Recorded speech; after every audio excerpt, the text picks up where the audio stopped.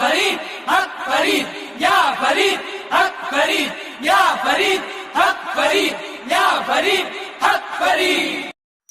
میرے پیارے آقا صلی اللہ علیہ وسلم کے پیارے دیوانوں، یہ بچوں کی پسند ہوتی ہے کہ جو چمک کی بنیاد پر کسی چیز کا سلیکشن کرتے ہیں، لیکن جو بچے نہیں ہوتے بلکہ پختہ خیال لوگ ہوتے ہیں، دور اندیش لوگ ہوتے ہیں، جو اچھی طبیعت کے مالک لوگ ہوتے ہیں، جو اچھی فکر کے مالک لوگ ہوتے ہیں، جو تجربہ کار ہوتے ہیں، جو خام خیال نہیں ہوتے، ان کی طبیعت یہ ہوتی ہے کہ یہ چیز میرے کام کتنی آ سکتی ہے۔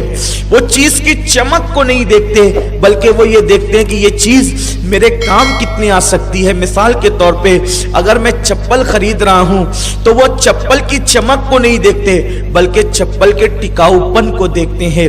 اسی طرح اگر وہ کپڑا خریدتے ہیں تو کپڑے کی ٹکلی اور زرق برق کو نہیں دیکھتے بلکہ وہ کپڑے پن کو دیکھتے ہیں۔ اسی طریقے سے وہ کوئی بھی چیز خریدتے ہیں تو وہ جو ہے وہ اس کی مضبوطی کو دیکھتے ہیں، اس کے ٹکاؤ پن کو دیکھتے ہیں۔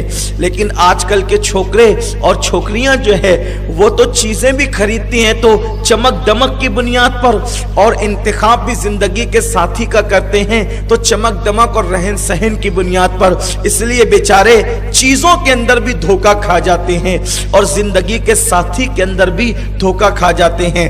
آپ دیکھیں جو ہمارے باپ دادا تھے، دادا دادیاں تھی، وہ لوگ کوئی چیز خرید کے لاتے تھے تو بہت دن تک کے اس کو استعمال کر سکتے تھے، یہ ان کی پختہ خیالی کی دلیل تھی۔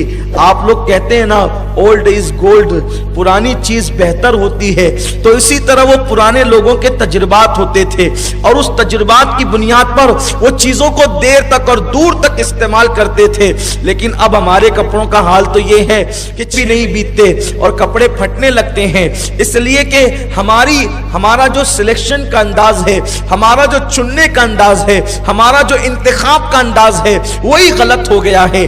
ہم اپنی چیز کو کہاں تک وہ مقصد پورا کرے گی اس پر نظر کرنے کی بجائے ہم شو پر اور چمک دمک پر نظر رکھتے ہیں۔ اگر اتنی بات آپ کے سمجھ میں آ گئی ہے تو آئیے اب ہم اپنے اصل عنوان کی طرف چلتے ہیں۔ فَانْكِحُوا مَا طَابَ لَكُم مِّنَ النِّسَاءِ، کہ ان عورتوں سے نکاح کرو جو تمہیں پسند آئے۔ اب ہماری پسند کیا ہے؟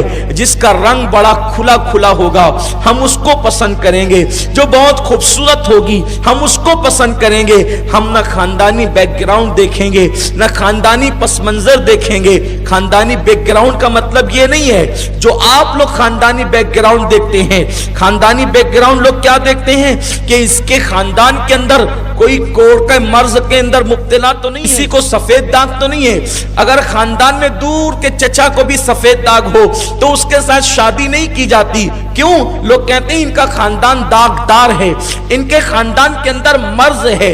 میں آپ سے پوچھنا چاہتا ہوں، یہ کوئی ضروری نہیں ہے کہ اگر کسی کے چچا کو بیماری ہو تو اس کو بھی وہ بیماری ہو سکتی ہے یا اس کی اولاد کو بھی بیماری ہو سکتی ہے۔ میرے پیارے آقا صلی اللہ علیہ وسلم کے پیارے دیوانوں، یہ جہالت ہے اور یہ دقیانوسی سوچ ہے کہ خاندان کے اندر کسی کو مرض ہے تو اس کو بھی مرض ہوگا۔ یقیناً یہ بات غلط ہے۔ اچھی طرح یاد رکھنا، مرض انسان کو وراثت میں نہیں ملا کرتا بلکہ مرض انسان کو تقدیر کی بنیاد پہ ہوا کرتا ہے۔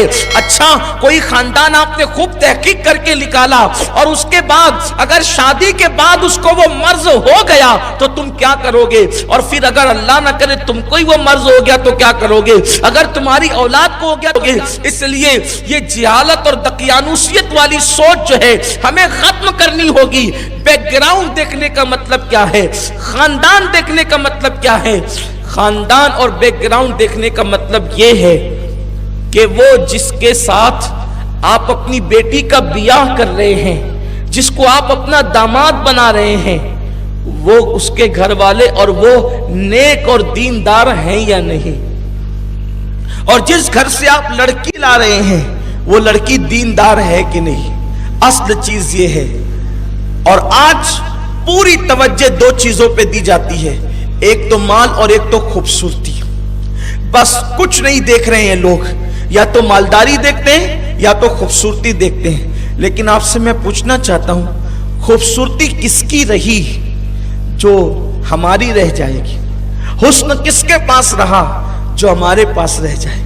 ہم نے تو تاریخ میں پڑھا کہ ایسے حسن و جمال کے پری پیکر لوگ جن کے حسن کی قسمیں کھائی جاتی تھی، ان لوگوں کا حال یہ ہوا کہ بعد میں ان کے حسن کے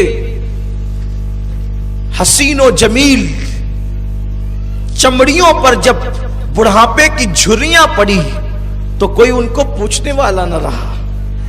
حضرت سیدہ زلیخا رضی اللہ تعالیٰ عنہ کتنی خوبصورت تھی، لیکن جب بڑھاپے کی منزل میں پہنچی ہے، جب بڑھاپے کی منزل میں گئی ہیں تو حضرت یوسف علیہ السلام ان کو دیکھ کر پہچان بھی نہ سکے. کمر جھک گئی تھی، بدن پر میلے کپڑے تھے، بالوں کا وہ انداز نہ تھا. جب حضرت یوسف علیہ السلام سے ملاقات ہوئی تو کہا یوسف پہچانا آپ؟ حضرت یوسف نے کہا تو کون ہے؟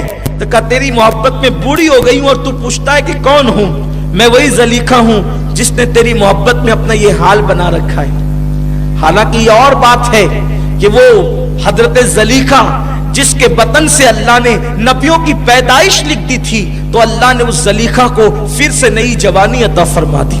یہ ایک الگ بات ہے. لیکن آج جو حسن اور دولت دونوں چیزوں کو دیکھ کر لوگ پسند کر رہے ہیں، اپنی پسند کا معیار لوگوں نے حسن اور دولت کو بنا رکھا ہے، یہ انتہائی خطرناک چیز ہے. اور میں آپ سے پوچھنا چاہتا ہوں کہ کسی کے گھر کے اندر خوبصورت بیٹا پیدا ہو یا کسی کے گھر میں خوبصورت بیٹی پیدا ہو، یہ کوئی ضروری نہیں ہوتا. آپ خوبصورت ڈھونڈنے کا جو ماحول بنا رہے ہیں، اللہ نہ کرے اگر کوئی کم خوبصورت آپ کے گھر میں پیدا ہو جائے تو کیا آپ اس کو زندہ دفن کر دیں گے؟ آپ اس کو قتل کر دیں گے؟ آپ اس کو مار ڈالیں گے؟ یاد رکھنا، بہت سارے حسین بے وفا ہوتے ہیں اور بہت سارے کم حسین اتنے با وفا ہوتے ہیں کہ ان کی وفا کی کوئی مثال نہیں ہوتی. لوگ صرف سفید چمڑی پہ پھسلے جا رہے ہیں. میں یہ نہیں کہتا کہ آپ چاند جیسے ہیں تو آپ کوئی کوئلے جیسا پسند کر لیں، یہ بھی نہیں کہتا، لیکن کم سے کم کوئی معیار تو ہو. سب لوگ اگر سفید چمڑی ہی پر جائیں گے تو پھر ہونا کیا ہے، کیفیت کیا ہے؟ اور یاد رکھو، سفید چمڑی نہ دیکھا کرو بلکہ اللہ اس کے رسول کی وفاداری دیکھا کرو. حسن تو ڈھلنے کی چیز ہے، حسن تو ڈھلنے والی چیز ہے. میں بالخصوص میری قوم کی بیٹیوں سے کہوں گا، آج کل قوم کی بیٹیوں کا بھی معیار یہ بنا ہوا ہے کہ معاذ اللہ ثم معاذ اللہ، اگر کسی کے چہرے پہ داڑھی ہو اور سر پہ ٹوپی ہو تو لڑکیاں بڑی بے باکی سے کہتی ہے وہ ملا کے ساتھ کیا کریے رے. یہ حال ہے. ہنسنے کی بات نہیں ہے، یہ افسوس کی بات ہے. یہ ہنسنے کی بات نہیں، بہت افسوس کی بات ہے کہ لڑکیاں داڑھی کا مذاق اڑائے، لڑکیاں ٹوپی کا مذاق اڑائے. میرے پیارے آقا صلی اللہ علیہ وسلم کے پیارے دیوانوں، میں تو آپ کے سامنے کچھ اور عنوان پہ گفتگو کرنا چاہتا ہوں، لیکن ابھی میں نے یہ جو جملہ کہا کہ لوگوں داڑھی اور ٹوپی کا مذاق مت اڑاؤ، اور میری قوم کی بیٹیوں جو ہے وہ تم اسمارٹ کے نام پر آوارہ گردی کرنے والا تلاش مت کرو، حضور کے ساتھ بے وفائی کرنے والا تلاش مت کرو.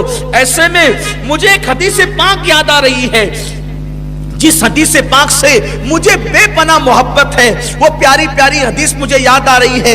جب میں اس حدیث کو پڑھتا ہوں کتابوں کے اندر تو عجیب سی کیفیت ہو جاتی ہے.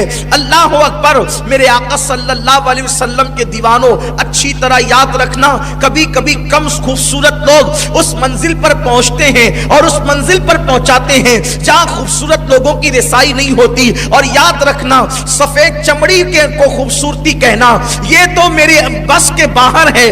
میں سفید چمڑی کو خوبصورتی مانتا ہی نہیں ہوں، صرف سفید چمڑی کو خوبصورتی نہیں مانتا، کیونکہ ابو لہب کی چمڑی بڑی سفید تھی، لیکن اللہ اکبر اس کے بارے میں تبت یدا کہا گیا. لیکن بلال کی چمڑی سفید نہ تھی، لیکن جنت کی حوریں حضرت بلال کو جھانک جھانک کر دیکھتی تھی. بلال با وفا کا تذکرہ آتا ہے تو ایمان مچلنے لگتا ہے، دل کی کیفیت تازہ ہو جاتی ہے، دل کو نئی زندگی مل جاتی ہے، دل کو جلا مل جاتی ہے۔ تو یاد رکھنا میرے آقا صلی اللہ علیہ وسلم کے دیوانوں، اور یوں بھی میں اپنے نوجوانوں سے کہنا چاہتا ہوں، اتنے سارے آپ کی ریکوائرمنٹ ہوتی ہے، یہ بھی چاہیے، یہ بھی چاہیے، یہ بھی چاہیے، یہ بھی چاہیے، یہ بھی چاہیے۔ یار ہر انسان کے اندر ہر خوبی تو جمع نہیں ہو سکتی، ہر خوبی کا مرقع نہیں ہو سکتا انسان۔ آپ کو اپنے کچھ نہ کچھ مطالبات کے ساتھ کمپرمائز کرنا پڑے گا، تو آپ ہر مطالبے کے ساتھ کمپرمائز کر لو، لیکن دینداری کے معاملے میں کمپرمائز مت کرنا۔ دینداری دیکھو، یہ سوچ کر کہ اگر میں نے کسی کم خوبصورت لڑکی کو زندگی کا ساتھی بنا لیا تو انشاءاللہ اگر وہ دیندار رہے گی تو میرے بچے بھی دیندار رہیں گے، ایک بات۔ دوسری بات یہ ہے کہ اب تو غریبوں کی بیٹیوں کا اٹھنا بڑا مشکل سا ہوتا جا رہا ہے۔ کیوں؟ اس لیے کہ ہر شخص چاہتا ہے کہ جہاں سے لڑکی لائے یا جہاں لڑکی دیں وہ مالدار ہونا چاہیے، چاہے سکتے سے مالدار ہو، چاہے مٹکے کے کاروبار سے مالدار ہو، چاہے شراب کے کاروبار سے مالدار ہو، چاہے رشوتیں کھا کے مالدار ہو، چاہے لوگوں کا ہڑپ کر کے ڈبا کے مالدار ہونا چاہیے، بس کیسے بھی آئے مالدار ہونا چاہیے، چاہے بیٹی جہنم میں چلی جائے مالدار ہونا چاہیے۔ وہ جو روایت مجھے یاد آتی ہے، میں اپنی قوم کی بیٹیوں کو پیغام دینے کے لیے اور آپ کے لیے بھی عرض کرتا ہوں۔ میرے آقا صلی اللہ علیہ وآلہ وسلم کے ایک صحابی ہیں، بہت عظیم صحابی، جن کا نام سعد ہے، اور حضرت سعد کی چمڑی اتنے پکے کلر والی ہے کہ حضرت سعد کے رنگ کو پکا دیکھ کر لوگوں نے اسود کہنا شروع کیا ہے۔ خواتین کی توجہ، اس لیے کہ عام طور پہ لڑکیاں اور لڑکے ڈھونڈنے کا سارا معاملہ عورتوں کے ہاتھ میں ہوتا ہے، اور اب تو ڈھونڈنے کے معاملات بالکل سیریل کے طرز پر ہو رہے ہیں۔ جیسے سیریل میں لڑکی ڈھونڈی جاتی ہے، لڑکے ڈھونڈے جاتے ہیں، اب عورتیں سیریل دیکھ دیکھ کر کے ایسے ہی۔ اور کچھ عورتوں کو تو میں نے یہ کہتے ہوئے سنا ہے کہ سید صاحب یہ پاکستانی سیریل کے اندر بہت نصیحت ملتی ہے ہمیں، تو ہمیں اس کو دیکھنا جائز ہے کہ نہیں جائز ہے؟ میں نے کہا انڈیا کا سیریل ہو یا پاکستان کا ہو، کوئی مولانا نہیں بناتا اس کو، یہ ظالم لیڈر لوگ بناتے اور بنواتے ہیں، اور اس کے اندر دین کا مذاق ہی اڑایا جاتا ہے۔ ارے سیریل کی اداکارہ اتنی ہی شریف ہوتی جو آپ کو نصیحت کرنے آ رہی ہے تو وہ بے پردہ چاہے وہ اسکرین پر آتی کیوں؟ کسی شریف عورت کو آپ نے محلے میں نکلتے نہیں دیکھا ہوگا، اسکرین پر کوئی شریف عورت کیسے آ سکتی ہے؟ شریف عورتیں اسکرین پر کیسے آ سکتی ہے؟ اللہ اکبر۔ اور پھر صرف اسکرین پر نہیں آنا بلکہ اسکرین پر آ کر لڑکوں سے ہاتھ ملانا، ان کے ساتھ ناجائز تعلقات قائم کرنا، پھر ان کے ساتھ گلے ملنا اور خدا جانے کیا کیا کرنا۔ بولو کیا یہ شرافت ہے؟ میں قوم کی بیٹیوں کو یہ پیغام دینا چاہتا ہوں، سیریل ہندوستان کا ہو یا پاکستان کا ہو، ہم اس کو دیکھنے کی اجازت نہیں دیتے، اس لیے کہ سیریل دیکھ کر زندگی وہ گزارے جس کے پاس مصطفیٰ جان رحمت کی زندگی اور تعلیمات موجود نہ ہو۔ ہمارے نبی نے ہمیں بے سہارا اور یتیم نہیں کیا ہے، حضور نے ہمیں بیت الخلا میں جانے سے لے کر بستر پہ جانے تک کا پورا قانون عطا فرما دیا ہے۔ کوئی سیریل والا ہمیں کیا سکھا سکتا ہے؟ ہمارے نبی نے ہمیں سب سکھایا۔ حضور نے تو ہمیں یہ بھی سکھا دیا ہے کہ اگر کھانے کے بعد تمہارے دانتوں میں گوشت پھنس جائے تو خلال کیسے کرنا چاہیے، میرے نبی نے یہ تک سکھا دیا ہے۔ کوئی اتنی باریکی سکھانے والا؟ حضور فرماتے لوگ کھلال لے کر کے منہ کھول کر کے ایسی شروع پڑ جاتے ہیں، لیکن اللہ کے حبیب صلی اللہ علیہ وسلم نے یہ سنت بتائی، اگر تمہارے پاس کوئی بیٹھا ہو اور تمہیں خلال کرنے کی حاجت ہو تو تم اپنا ہاتھ اپنے منہ پہ رکھو اور اس کے بعد خلال کرو، تاکہ تمہارے اس عمل سے کسی کو گھن نہ آئے۔ حضور علیہ السلام نے تو کھجور کھانے کا طریقہ تک بتا دیا ہے کہ جب تم کھجور کھاؤ تو منہ کی گٹلیاں نکال کر برتن میں مت رکھو بلکہ باہر رکھو، اور پہلے تو کھجور ایسے کھاؤ کہ منہ سے گٹلی نکالنے کی ضرورت ہی پیش نہ آئے۔ جب تم کھجور کھاؤ تو پہلے کھجور کو کھول لو، اس کی گٹلی نکلو، گٹلی نکال کے باہر کر دو اور پھر کھجور کو منہ میں ڈالو۔ جس نبی نے کھجور کھانے کا طریقہ تک بتا دیا، جس نبی نے خلال کرنے کا طریقہ تک بتا دیا، حد تو یہ ہے بیت الخلا میں جا کر کے किस तरह बैठना चाहिए, किस पैर पे ज्यादा जोर देना चाहिए, मेरे नबी ने ये तक बता दिया। हुजूर फरमाते हैं जब तुम बैतुल खला में बैठो तो उल्टे पैर पे जोर देकर अपना वजन डाल करके बैठा करो, उससे तुम्हें इजाबत के अंदर आसानी होगी। बताइए है किसी की तालीमात ये? फिर हम क्यों सीरियल के मोहताज हैं, हम क्यों फिल्मों के मोहताज हैं? वल्लाह कभी हम मोहताज नहीं हो सकते। मेरे आका सल्लल्लाहु अलैहि वसल्लम के प्यारे दीवानों, तो अर्ज ये करने चला था कि आज तो सीरियलों के अंदाज में रिश्ते भी ढूंढे जाते हैं और रिश्ते तय किए जाते हैं। खबरदार खबरदार, ये सीरियल तुम्हें तबाह करने के लिए बने हैं, तुम्हें आबाद करने के लिए नहीं बल्कि तुम्हें बर्बाद करने के लिए बने हैं। मेरे आका सल्लल्लाहु अलैहि वसल्लम के प्यारे दीवानों, इसलिए सुन्नत के मुताबिक रिश्ते ढूंढो, सुन्नत के मुताबिक रिश्ते तलाश करो, सीरियल के मुताबिक रिश्ते तलाश मत करो। बल्कि अब तो वो नौजवान लड़के और लड़कियां गोया के घर वालों पे एहसान करते हैं जो अपने माँ बाप को कहते हैं कि तुम ढूंढो हम पसंद कर लेंगे। अब तो हाल ये है 17-18 साल के लड़के आकर के कहते हैं आपको परेशान होने की जरूरत नहीं है, अब्बू जी आपको परेशान होने की जरूरत नहीं है, अम्मी जान आपको परेशान होने की जरूरत नहीं है, आप ढूंढते फिरते परेशान होते, हमने आपका काम हल्का कर दिया, हम खुद पसंद कर चुके हैं। अब आपको पसंद हो या ना हो, फैसला तो हम कर चुके कि शादी तो वही होगी जहां हम चाहते हैं। लेकिन मैं अपने नौजवानों से कहता हूं, मेरी कौम के जवानों याद रखना, आप तजुर्बात में इतने पक्के नहीं है जितने आपकी अम्मी और अब्बा पक्के हैं, जितने आपके दादी दादा पक्के हैं। इसलिए जिन लोगों ने बड़ों के मशवरे से अपनी जिंदगी का साथी ढूंढा वो हमेशा खुश रहते हैं, और जिन लोगों ने अपनी मर्जी के मुताबिक साथी ढूंढा वो हमेशा परेशान रहते हैं।